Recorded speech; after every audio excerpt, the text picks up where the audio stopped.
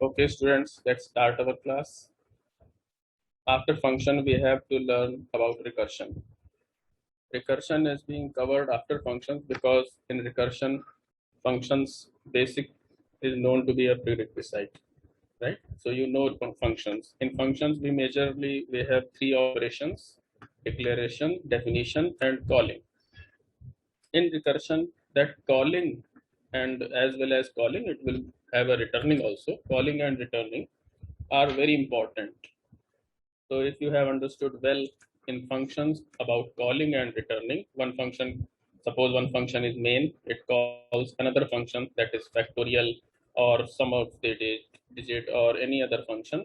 Then after at the point of calling, control will go to execute body of function in program wherever in previous line or in later line you have defined, and after the execution, it control will return back to the main, right? Main was calling function and that factorial function was called function. Some persons say calling or caller, right? Both are same. So main has called a function and that function called by main will be executed. Then after execution, the control will return back to main to execute remaining statements after that calling line, right? After that point where that function was called. But in recursion, definition has been little bit changed. Earlier, function was calling another function within its body. Here, a function is calling itself within its body again and again. This is a recursion, right? So that particular calling where a function calls itself is called recursive calling, or a function is called recursive function, and the phenomena is known as recursion, right? Recursion has various categories. First, we will understand recursion, then we will go to these categories in depth. But first category we can understand at this place also, that is direct recursion and indirect recursion, right? That is direct recursion and indirect recursion.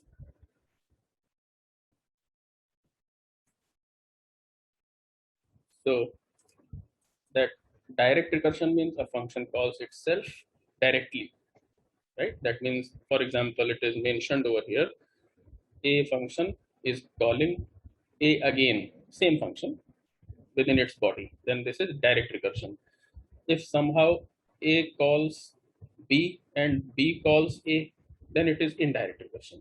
Indirect recursion is a little bit tricky and difficult also to understand its working. I'll give you one example regarding the same for indirect recursion. Otherwise, generally in programming, we go for direct recursion, and you should understand direct recursion first. But indirect recursion also exists. So, how to start writing a program using recursion? First of all, to make a new concept to be understood or digested by a student, what faculty do or what faculty does? Faculty actually gives you its analogy with any previous kind of concept that you have already cleared. And here, regarding recursion, we will do some problems that you have already done using iteration, using loops. So, whatever was the failing condition within loop will be a case here in recursion known as base case. And whenever there was a true condition, body of loop was executing, here it will be represented similarly as recursive call or recursive case. So there will be two cases in recursion. So first of all, you have to think recursively. Think recursively means you have to convert your problem into similar type of problem with smaller input size. This is again a statement. That statement will be justified by the definition, by some example that you will can understand using factorial. Suppose factorial is there, so, right? So if you have written factorial 5, so how factorial 5 has been evaluated? 5 into 4 into 3 into 2 into 1, right? So in that case, how one more screen I'll show you now. In that screen, I'll keep writing so that you can see here also. In this case, if there is any doubt, you can interrupt and unmute and tell me. If that is a doubt, then I'll clear that doubt also. Right? Okay. So now I'm sharing that notepad also. If it is not visible, please inform me. I'm sharing a notepad also.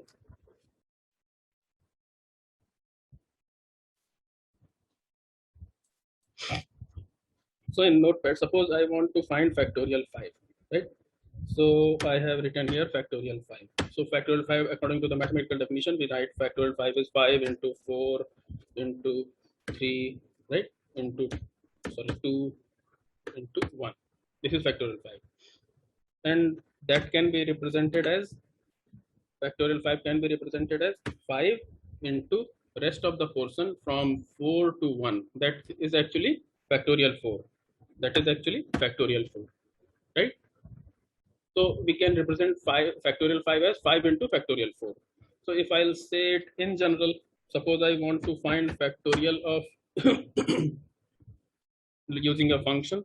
Suppose I want to find factorial 5. I have created a function, and that function can also be written like this: 5 into factorial of 4. Now, this is the thing that I was saying. You can solve a problem using recursion if you can represent that problem in similar terms with smaller input size. See, what you want to find actually factorial 5. You have represented this factorial 5 finding problem in this way: 5 into factorial 4. You are again trying to find similar kind of problem solution with smaller input. Earlier input was 5, now input is 4, right? So such kind of problems can be represented using recursion, that you are doing again same thing, and this representation will keep on moving, right? Because first you want to know what is factorial 5, but factorial 5 will only be calculated when you know factorial 4 is what, when you know answer of factorial 4. If you don't know answer of factorial 4, you cannot calculate answer of factorial 5 in this way, right? So this is recursion actually. So this is think recursively. Yeah, you have converted this factorial 5 into this 5 into factorial 4 is the think recursively thing, right? That I want to convey you. So here in recursion, that will keep on going. What keep on going I'm saying? In the same way, right? Suppose I have written this here itself. So factorial 5 will be this. Now, what will be this? This will be actually 5 into 4 into again factorial of, now factorial 4 will be represented over here. So factorial 4 will be represented here as 4 into factorial 3, right? Same thing can be written further again, 5 into, right, 4 into 3 into factorial 2, right? Very nice. Factorial 2. Look, this mathematical representation is quite easy to understand. The difficulty is there when you try to understand how returning is being done. Main problem in general regarding recursion is how to understand returning, right? Calling is not a problem. Your factorial 5 has called 5, factorial 4 has called, factorial 3, factorial 2 has called, right? In this way, we will go ahead also. Let me complete it first. Some of you are getting it very nicely, so I am happy about that. Some of you are not getting, so I am helping them. So then in this way, then again, suppose in the next statement I must go, and in this statement I have written here 1 into factorial of 0. Now 1 into, right, I should write this 1. So now, so when should this calling stop? This is also important thing. This calling will stop when instead of recursive call, there will be a base call or non-recursive call. This is recursive call. Factorial 5 has recursively called factorial 4. So this is a recursive call. Factorial 4 has called recursively factorial 3. This is recursive call. Factorial 2 is also called recursively. Factorial 1 is also called recursively. Then factorial 0 has been called here. And factorial 0 is actually a fixed value, right?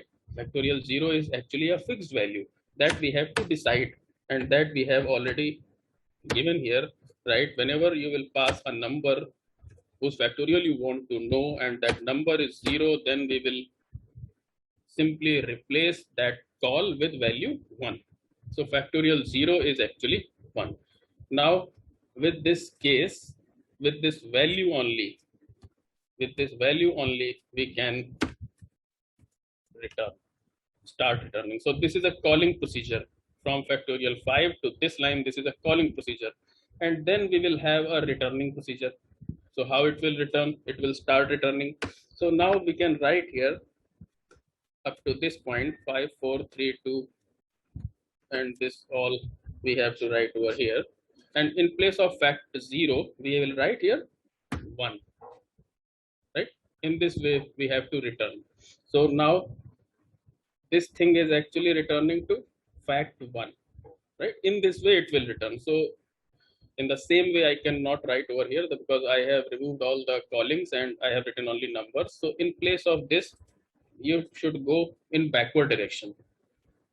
So in backward direction, how we can go? In backward direction, fact 0 is actually 1.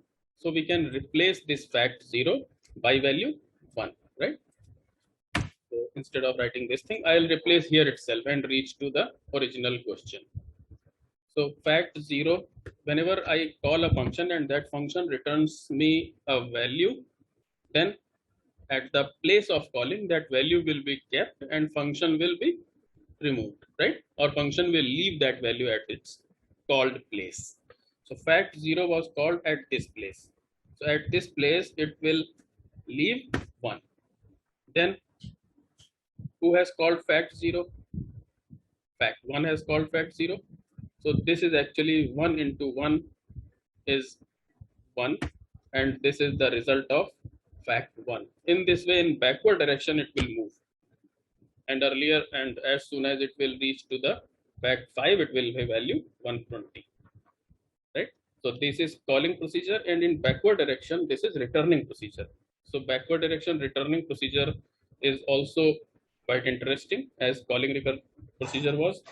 Yes, any doubt?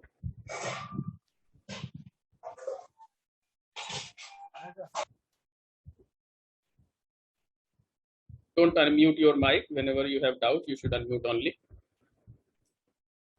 So this is the way how factorial function works actually, right? So factorial function, it will work in this way. So instead of using this, if I will use it in a program, or I'll create a program for the same. So there are two cases actually, right? So if I'll write a function over here, so how that function will behave, I have already done this thing. Now I'll show you my one PPT that video I have already shared with you, but maybe some of you have not seen that video. So I'll now go through with it. And now suppose instead of writing this, suppose I want to find this 5, sum 5. Suppose I want to this sum 5. Sum 5 means I want to find all the numbers summed up to the 5. That means I want here if 5 plus 4 plus 3 plus 2 plus 1, right? I want to find this using recursion. So instead of, so one more thing, in general, in factorial function, I have here what is written as, suppose in general, if my number is n, then fact n can be represented as n into fact of n minus 1, right? This is represented as this. Fact n is equal to n into fact of n minus 1. Whenever n is non-zero, then it will be done, right? And when n is 0, then it will return 1. Okay. So according to this, only this program has been created. Now same thing, if I want to find sum, then what will be done? If I want to find sum, then what will be done? Then in place of this multiplication sign, I'll write plus, right? So let me complete this factorial program. How this program has been completed first, and then similar kind of logic will be for sum also. So suppose I am creating here fact of n, and that is actually int n. I'm writing program over here now. Suppose I'm writing this. So this will have two cases, right? Base case and recursive case. So here I'll write here as base case, if n equal to 0, then this function will return simply 1. Even I can do it for n is equal to 1 also. So 1 times it will reduce also, but this is more correct definition because factorial of 0 is 1 and this is mathematically correct. Then else what it will return? It will return this, right? This recursive call. Else it will return this, right? In this way we can write. This is the definition of recursive function, factorial, right? So can we create the same function for summation also? Yes, we can create. If I'll create a sum function, then what will happen here? Sum up to integer n. Then here, if n equal to 0, then I'll return simply 0. Here I have to return 0 in place of 1 because I am adding. I'll return 0, or I can go with n is equal to 1, return 1 also, right? For summation. Then else part, what should I return? I will return here, return. Now it will be n plus sum of n minus 1. N minus 1. Exactly.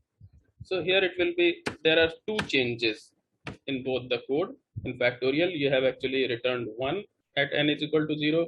Here you have returned 0 at n is equal to 0. And in else part, there is a multiplication symbol. Here is a addition symbol.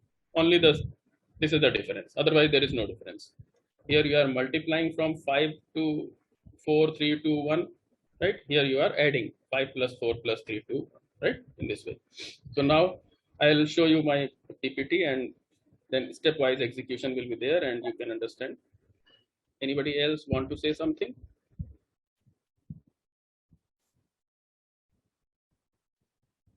Or if you want to say something, then next time I'll unmute you and you can raise your hand. Then I'll unmute you. I have muted you all because by chance. And uh, who has made its camera on? Off your camera, Arush Sharma. Don't make it on. Okay, thank you. So now, next thing I want to show you in my PPT that how this sum function is actually working over here.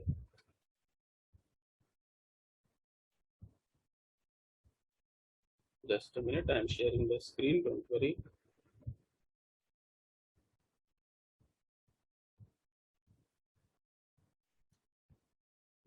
Even actually I have done this for, okay, some of the digits actually, okay. Then also it is okay. For the sum of the digits, also it is okay. So this is in a program actually over here. Factorial program and all the programs are being done over here. So anybody has any doubt regarding execution of this recursion? If anybody has any doubt, then I'll explain it properly on notepad. Otherwise, if you can understand here itself, then it is okay. If you understood the factorial one, then definitely it is understandable for you. Anybody has any doubt regarding this, or I must go for some advanced kind of problems and solution for the same? If you have doubt, you can raise your hand. Then I'll unmute you and listen your voice. In this case, what is happening? Main has called that sum function num. Suppose num has passed as 432, or suppose sorry, this is actually sum of numbers. Suppose num has passed as 5. Suppose here num is equal to 5. Then what will happen over here? Suppose num is equal to 5, then sum will be called with value 5. 5 here, it will start executing this. Now n is 5, 5 is not 0, so return 0 will not run. It will call this, right? So this will be called here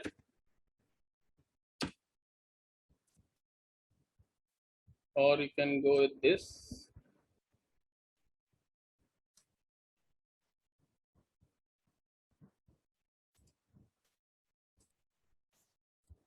Right? So it has called this.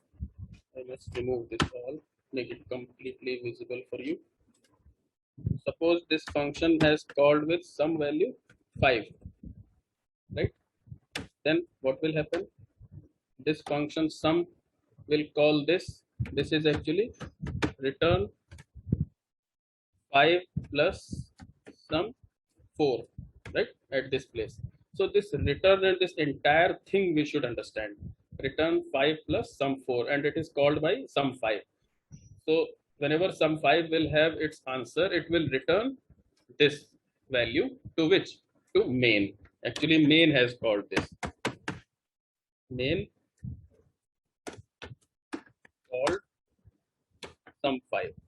And sum 5 is started execution. So sum 5 is returning this thing.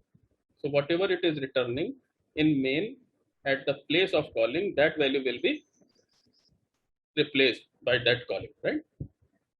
So what is done in main printf is there, and within printf it has been called. So at that place where in printf sum 5 has been called, value of sum 5 will be placed at that place, right? Written at that place. So in this case, then what will happen? Then immediately this sum 4 will be called, right? So sum 4 will again execute this function where n is 4, not 0. Again this else part will run, else part will run.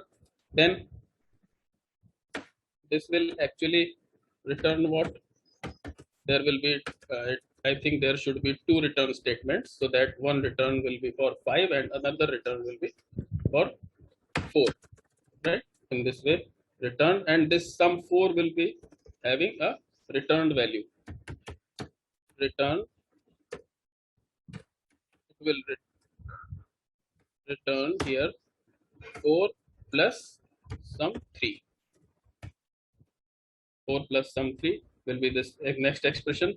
Whenever this sum 3 will be called, then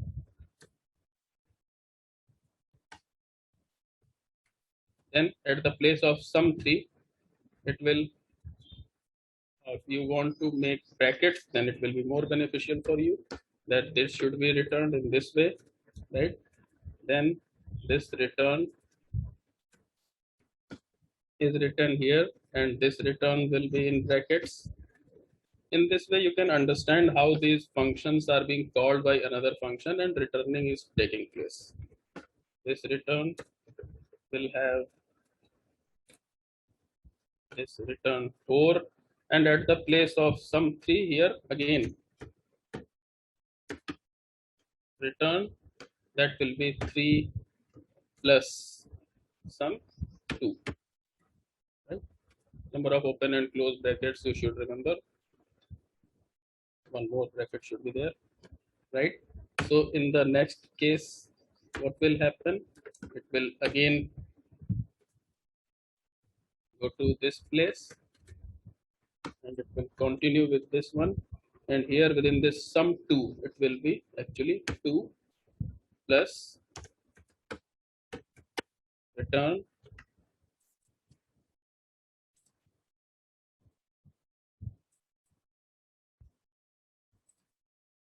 right? 2 plus return here. Sum 2 will be returned as 2 plus sum 1. Right? So 1, 2, 3. Here it should be 4, 5. 1, 2, 3, 4. 1, 2, 3. So brackets are up to you. You can count and apply. Here it should be one more. 1, 2, 1, 2, 1, 2, 3, 1, 2, 3, 1, 2, 3, 4, 1, 2, 3. Okay, now it's okay. So now last calling is being there, then it will start returning. Same thing is applied for factorial program also. Here it will go here, then return 2 plus, here it will be 1 plus, it will be, sorry, 2 plus, uh, sorry, yes, 1 plus, then some 1 we're actually going to return here. So 5 is returning, return 5 plus 4, then 2 plus return some 2, right? Do we start with the same 5, return 5 plus some 4, right? 5 plus some 4 is return, returns 4 plus some 3. Okay, some 3 is return, return 3 plus this. Okay, so then 3 plus some 2. Okay, then 3 plus some 3 plus, here it should be return 2 plus some 1. It should be written over here in this way, right? 3 plus return 2 plus some 1. Then 1, 2, 3, 4, 5. 1, 2, 3, 4, 5. In this way, this is correct. Now we should write here return 3 plus. Now same thing should be copied in below line. Instead of counting all these things, we should. I'm just making you convinced that in this way, this returning is actually being done, because this is how we can visualize in our mind. But to make others convinced, we have to do a lot. So 3 plus return 2 plus. Now here someone will return something now, right? So that is return 1 plus some 0, right? It will return in this way. So 1, 2, 3, 4, then it should be done in this way. Okay. So number of brackets you can count, right? Don't worry about this thing. Now when we will reach at this point, then one more time it should run, and then we can evaluate our base case. We should write over here. Then that the point of some 0, whenever it has called, it will return 1. Return 0 here. It will return 0. It will return 0. So 1, 2, 3, 4, 5, 6. So 1, 2, 3, 4, 5. One more bracket should be there. 6. And here also 1, 2, 3, 4, 5. Right? In this way.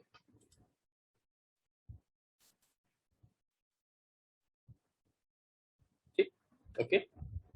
So this is the case where we have ultimately reached to our base case. Now at the base case, it will start going back.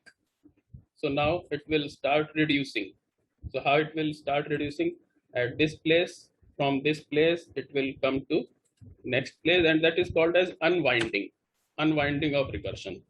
This is winding of recursion where we have reached at this place, and this is unwinding of recursion. That is, we have reached to base case, and from base case we are returning to our previous case. Who has called base case? Then that previous case. Who has called that? Right? In this way, in backward direction we are moving. So return 0 will be simply replaced by value 0. Right? Then who has called this function sum 0? Function sum 0 was called by sum 1. So this is the value of sum 1. Return 1 plus 0 is the value of sum 1. So in the next line, you can copy this again and write it. Now you have to delete one by one. So return 1 plus 0 will be actually this return 1 plus 0 will be return 1, only 1. And that return 1 will be replaced from this place, and it will be only 1. Then that 2 plus 1, who has called this function? Return some 2. Some 2 has called this function, right? Because 3 plus is already there. So sum 3 is actually 3 plus sum 2, and sum 2 has called 2 plus this. So this is the value we have got for sum 2. So sum 2 will return this. We will got, sorry, sum 3 actually. This is sum 3. We'll return this. So we'll go this in this way, and in this way we'll go back also. So keep doing this, right? If I am making it a little hectic, then also keep doing this. First of all, you should call in this forward direction. We should go in backward direction. So we have written this twice, I think, right? So some return 3 will be replaced here. That 3 will be there, right? 3 plus 3, 6 will be there. So that 6 will be there here itself, 6, and that 6 will be returned to its caller. 6 will be returned to its caller, right? So return 4 plus 6. 4 plus 6 is 10. 4 plus 6 is 10. And this 10 is returned to its caller. 10 is returned to its caller, right? To this one. And then again, we'll keep moving.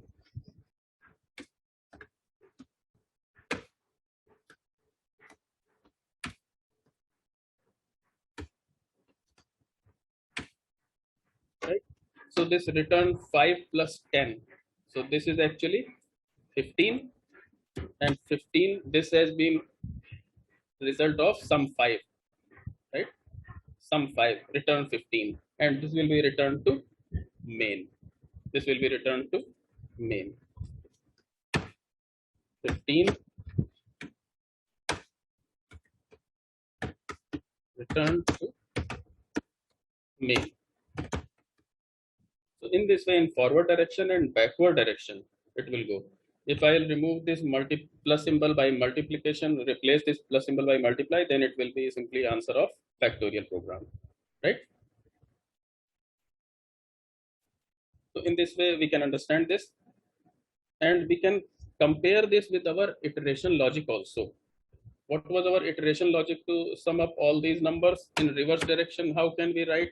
We can write like this: for I is equal to, suppose I want to find sum of up to 5 to 1. So 5, then I must be greater than 0. Then here I must write I minus minus. I minus minus.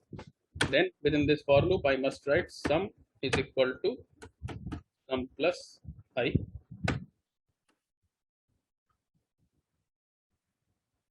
Right?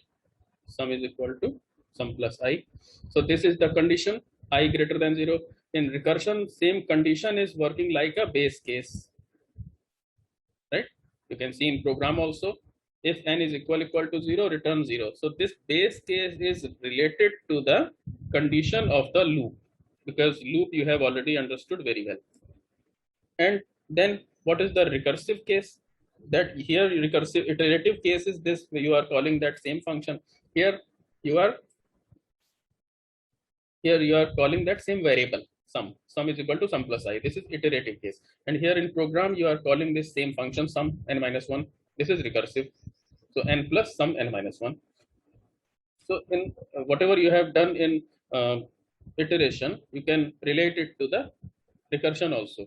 Now suppose same kind of program you have to, that means recursion based program you have to create for finding sum of digits. Then can you make it? So first of all, you should know how to make that sum of digit program using iteration.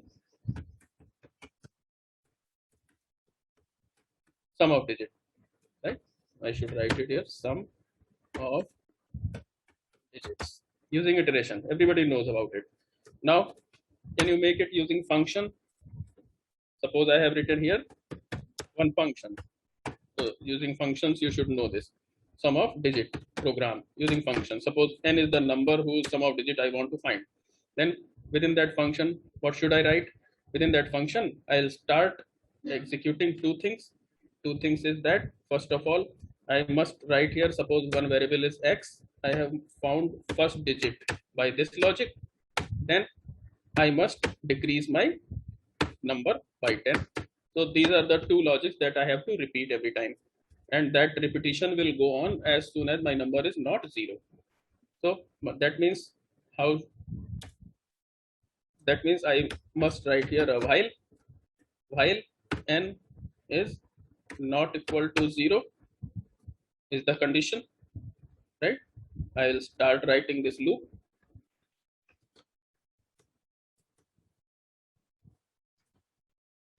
Okay, here I must write here int x, a variable. This is using loop. Then sum of digits, since I am finding, so I should write here some variable also. Write here some variable also. Suppose sum is equal to 0. I have initialized here itself. I must write here sum plus equal to x. Every time I'll calculate x and add it to sum, and number will be reduced. So this is the logic using iteration. Sum of digits using iteration. Right? Anybody has any doubt, you can ask anytime. Now I will convert this one to recursion. Can I convert this? Can you convert this easily? Using recursion, we can convert this sum of digit using iteration. I have done. So this is the function. Now you should convert it using recursion. Sum of digits finding using recursion. Recursion has also a function. So again, suppose I have written here int SOD. Then I must pass a variable n over here, right? Then now what should I write? Now I should start with the base case, right? I should start with the base case and recursive case both. So since I am finding here sum, and this condition is saying that when n is not equal to 0, then this loop will run. So if n is equal to 0, then what will happen? If n is equal to 0, maybe it will create a base case. So I have written here, suppose return 0, right? If n is equal to 0, then sum of digit function will be called with n value 0. Suppose a number whose sum of digit you want to find is 0, then answer will be 0, because 0 is 0. If you have a number like 1, 1, 2, 3, then right, it will be 1 plus 2 plus 3. When your n is 0, then return 0. You are summing all the values. Then what will be in recursion or recursive case? So in recursive case, now you have to understand how you will represent this logic. That is the main thing. So this return will be here in place of x. Even x is not essential here, right? Can we change this without using x also? We can write this. So I have removed x. Now if I have removed x, then what should I write here? Sum is equal to sum plus equal to n modulus 10. Simply that n modulus 10 should be written over here, right? And this is my comment. And I'll make it more clear because some of the students are quite confused why I have written like this. So I have written sum is equal to sum plus n modulus 10, and this n is equal to n by 10. This is updation of the loop. Every time, next time I have to repeat this with reduced value of n, right? So if I have number 436, first time I will have sum as 0, then 436 modulus 10, 6 will be there, then number will be 43. 43 is not 0, we'll go inside. Sum was earlier 6, now 3 has been extracted, 3 will be added with the 6, 436, 3 will be added with the 6, then number is reduced to 4, 4 is not 0, 4 modulus, so already you have 6 plus 3, you will add 4 also, and you will get your answer. Then 4 divided by 10 will be 0, loop will be failed. So this was the case. So here itself we can do the same thing. Now how we can go for it? Here repetitionally or repeatedly you are adding with value sum. Here you have to call that SOD function again. So how this SOD function I have called, suppose, and SOD function should call with the reduced value. I have reduced value also. I have called that function. But what should I add with this? What should I add with this? I should add with this remainder part. So every time whenever this function will return at its place, it will be added with this. Like in factorial, we have done n into fact of, right? We have done in factorial n into fact of n minus 1. Or in sum, we have written here,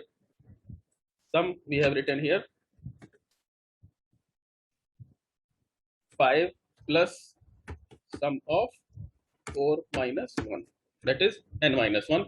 Similarly, in digits sum, we have written here n modulus 10 every time. Whatever n we have passed, we have got that first digit, or you can say least significant digit, will be added with calling of the same function with n by 10, right? So this is the case how we can perform this sum of digit using recursion,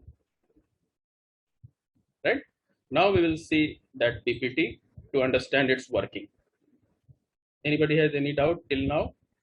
You can discuss with me,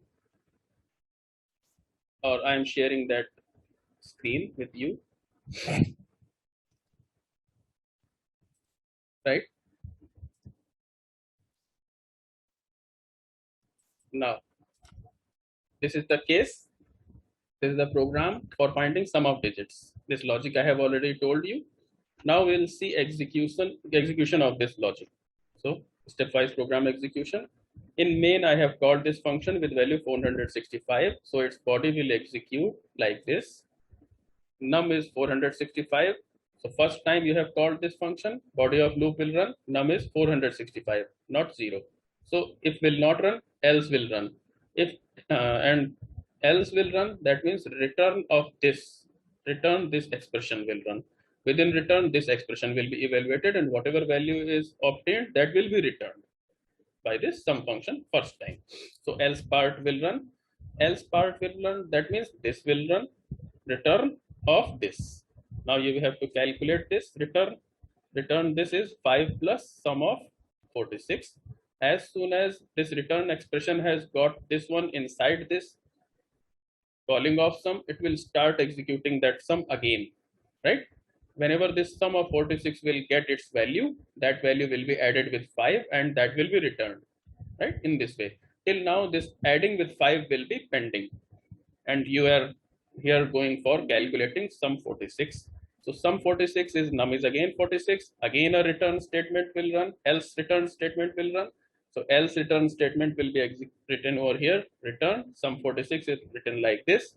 This num is now 46. This whole expression has been evaluated with this 46 value.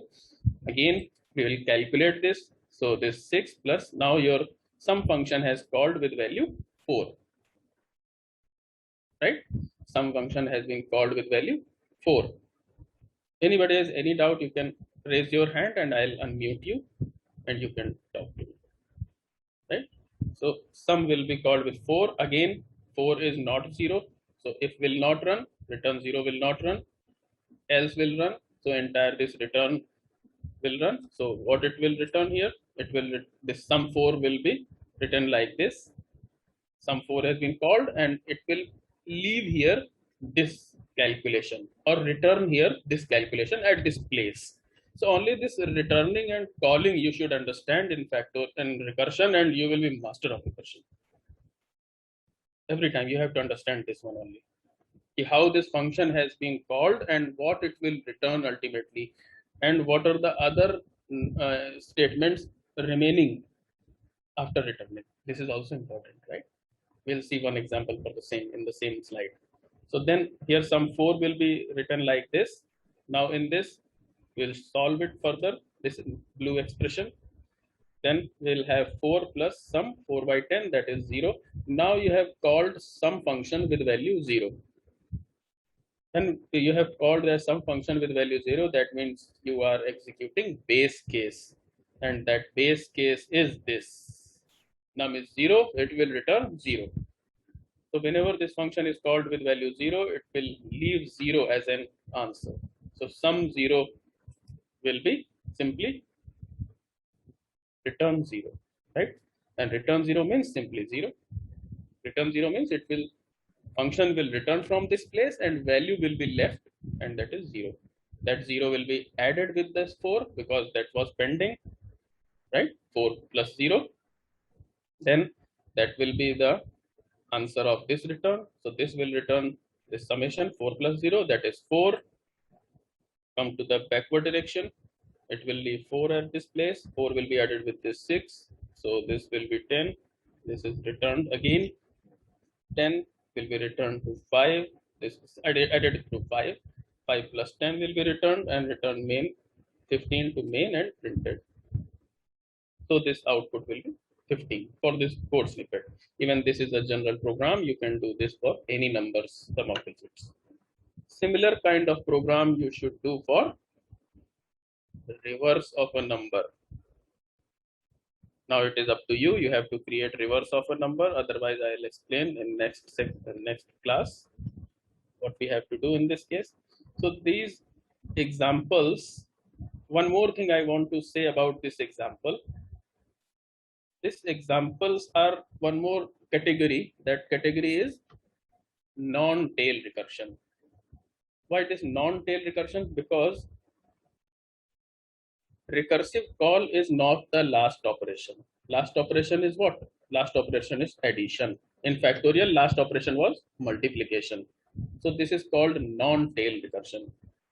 If your returned value is the answer, there is no addition, nothing is pending, right? If no operation is pending, then it is called as tail recursion. And if at least one operation is pending, then it is called as non-tail recursion. So factorial program, sum of the digits up to a particular number, and this sum of the digits in a given number, these are all non-tail recursion programs. And we can convert a non-tail recursion to tail recursion also. We will learn this thing in next class.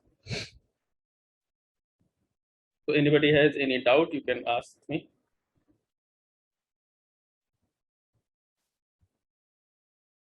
That slide I have already shared with you. You should go through this slide today itself, so that in next class you should feel more confident how recursion is working. I am not in hurry. I'll take more classes on recursion. Now time is up. You can leave. I'm closing this meeting now.